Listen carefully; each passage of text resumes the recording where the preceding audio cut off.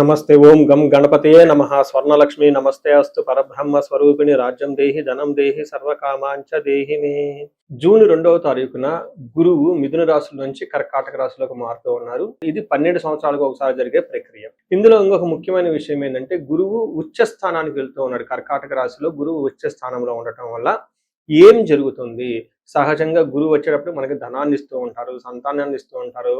తర్వాత శుభకారకుడు అంటే చెడు జరగకుండా శుభాన్ని ఇచ్చేవాళ్ళు ఉంటారు. యజ్ఞాలు, హోమాలు, టీచరు, ఇలా ధనము, తర్వాత ధర్మరక్షణ, ఇవన్నీ గురువు వల్ల జరుగుతూ ఉంటాయి. కాబట్టి ప్రతి మనిషికి మనం ఇప్పుడు చెప్పుకున్న విధంగా గురువు వాళ్ళ జీవితంలో రకరకాల పాత్రల ద్వారా పోషించబోతున్నారు. ఇవి వాళ్ళకి అనుకూలంగా ఉంటాయా, ప్రతికూలంగా ఉంటాయా అనేది మనం ఈ గురువు మారడం ద్వారా 12 రాశుల వరకు ఎలా ఉందో మనం చూద్దాం. కర్కాటక రాశి కనుక చూసుకుంటే చాలా వెరీ ఇంట్రెస్టింగ్. ఈ రాశి వాళ్ళకి చాలా మిక్స్డ్ గా గ్రంథాలు వివరించడం జరిగింది.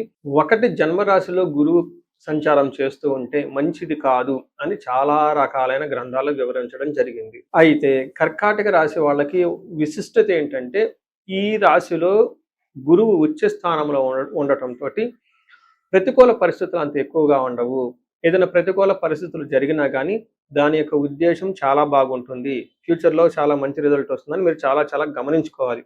ఇది నేను చాలా గ్రంథాలతో చదవటంతో పాటుగా లాస్ట్ 3-4-5 ఇయర్స్ జాతకాలు ఇండివిజువల్గా చూసిన దాన్ని బట్టి రెండింటిని కంపారిజన్ చేసుకుని థీరీస్ ఏం జరిగాయి, రియల్ లైఫ్లో ఎలా ఉంది, ఏం జరిగిందనే ఉద్దేశంతో ఇక్కడ షేర్ చేయడం జరిగింది. ఫస్ట్ మనకి మహర్షులు ఏం చెప్పారు అని దాన్ని చూసుకొని రియల్ టైంలో ఎలా ఉంది, ఎలా కేస్ స్టడీస్ ఉందో మీకు చెప్తాను. జన్మ జాతకంలో జన్మ రాశిలో గురువు సంచారం చేస్తూ ఉంటే ఏమవుతుంది? రాజకోప, యశోహాని, నిరుద్యోగం, విరోధకం, బుద్ధి భ్రంశో, సౌభాగ్యం, తర్వాత సౌభాగ్య హాని.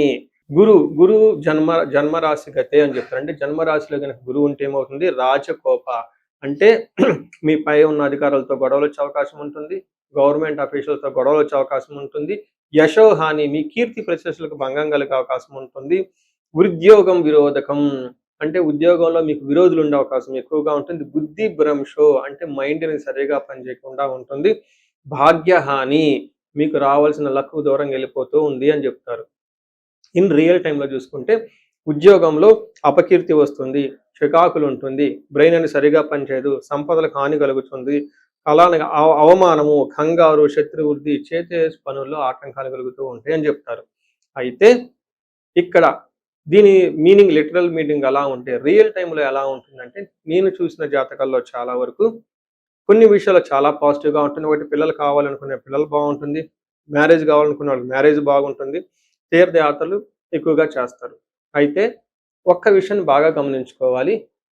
ఇక్కడ మనకి రాజకోప అంటే పై బాస్తో లేదంటే అఫీషియల్తో గొడవలు వచ్చే అవకాశం ఖచ్చితంగా ఉంటుంది. రెండోది, మనకి ఏం చెప్తారంటే ఈ టైంలో మన పురాణాలలో శ్రీరామచంద్రమూర్తి ఆయన జన్మ జాతకములో గురువు ప్రవేశించినప్పుడు అడవులకి వెళ్ళారు అని చెప్పేసి మనకు వివరించడం జరిగింది. అంటే నేను చూసిన కొంతమంది జాతకాల్లో ఈ టైంలో కొంతమంది నా క్లయింట్స్ గురువు వాళ్ళ జన్మ జాతకంలో ప్రవేశించినప్పుడు చాలామంది ఎంఎస్ చేయడానికి యుఎస్ వెళ్ళిపోయేసి అక్కడ కొంచెం ఇబ్బందులతో అది ఆ ఎంఎస్ కంప్లీట్ చేసుకొని ఆ తర్వాత కొంతకాలానికి కొంచెం కష్టంతో జాబులు చేసుకొని తర్వాత H1B వీసాలు ఇలాంటివన్నీ తెచ్చుకోవడం జరిగిందనమాట. అంటే ఏమవుతుంది?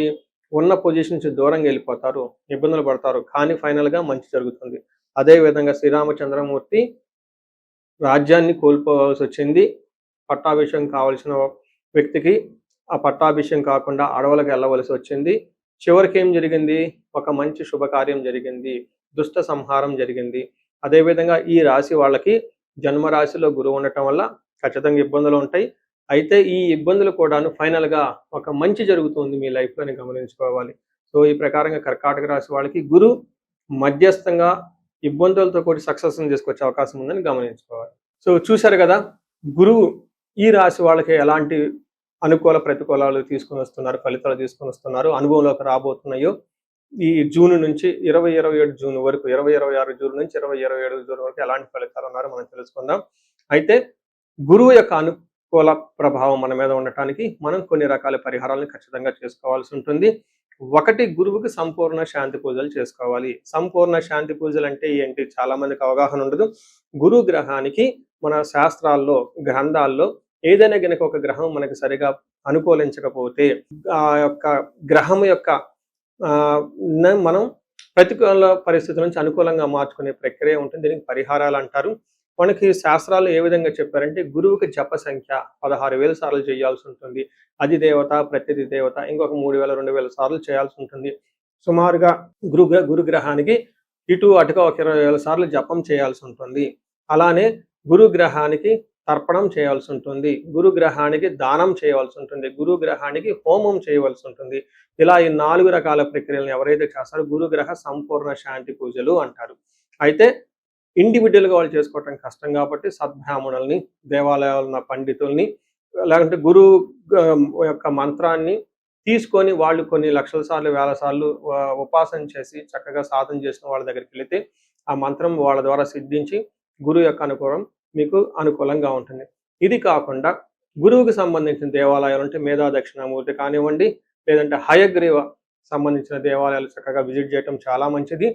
ఇంకా ముఖ్యంగా గురు గ్రహం యొక్క శాంతికి మీరు ఆశ్రమాలు చక్కగా విజిట్ చేయొచ్చు. భగవద్గీత, పురాణాలు, వేదాలు, వేదాంతాలు ఇలా యాన్షియంట్ స్క్రిప్చర్స్ పురాతనమైన గ్రంథాలను తెలుసుకొని అర్థం చేసుకుంటే చాలా బాగుంటుంది. గురుగ్రహ శాంతి గురించి ఇంకొకటి ముఖ్యమైనదంటే మీకు చదువు చెప్పిన గురువుల్ని వాళ్ళ దగ్గర ఆశీర్వాదం తీసుకోవడం చాలా ఇంపార్టెంట్.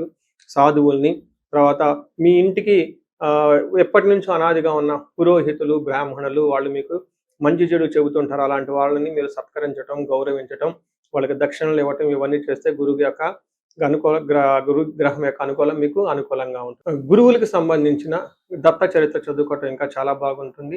ఇంకా మీరు ఆశ్రమాలలో కనుక కొన్ని రోజులు కనుక టైం స్పెండ్ చేయగలిగితే అక్కడ యోగా చేయటం, మెడిటేషన్ చేయటం ఇవన్నీ చేస్తూ ఉంటే గురు గ్రహం యొక్క బలం పెరిగి ఇప్పటిదాకా మనం చెప్పుకున్న పరిస్థితుల్ని చక్కగా ఇంకా మంచి అద్భుతమైన రిజల్ట్ వచ్చే అవకాశం ఉంటుంది. ఇన్ కేసు ప్రతికూలమైన పరిస్థితులు ఉన్నా కానీ ఆ ప్రతికూలమైన పరిస్థితులను అధిగమించి చక్కగా లైఫ్ అంతా ముందుకెళ్ళడానికి అంత అవకాశం ఉంటుంది. ఈ సంవత్సరం ఈ గురువు యొక్క కర్కాటక రాశిలో ఉన్నంత వరకు 12 రాశుల వారికి చక్కగా అష్టైశ్వర్యాలు కలగాలని, భోగభాగ్యాలు కలగాలని చెప్పేసి చక్కగా ఉండాలని చెప్పేసి నేను కోరుకుంటున్నాను. నమస్తే.